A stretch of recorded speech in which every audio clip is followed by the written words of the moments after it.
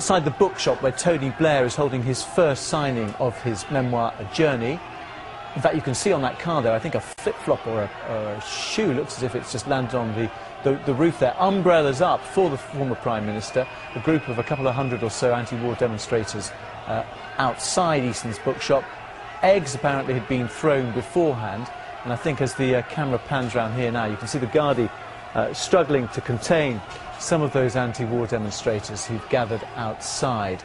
Mr. Blair appeared on Irish television last night on the Late Late Show, talking about his pride at what he'd achieved in Northern Ireland and what he hoped would happen now in the Middle East. Also about his relations with Gordon Brown, and he said that despite the criticism in his autobiography, he still hoped, he still thought he might be able to go for a beer with Gordon Brown. On the other hand, quite a significant number of people queued up for an opportunity to have their book signed, and one of those people turned out to be an anti-war protester. Katie O'Sullivan got close enough to Tony Blair to attempt to make a citizen's arrest. She told us what happened. Well, as soon as I got up there and I met, he was running right in front of me, I said, "Mr. Tony Blair, I'm here to make citizens arrest you for war crimes." I didn't get to say very much else because I was immediately grabbed by 5 security men and dragged away. I cried out, "There's at least 500,000 dead in Iraq.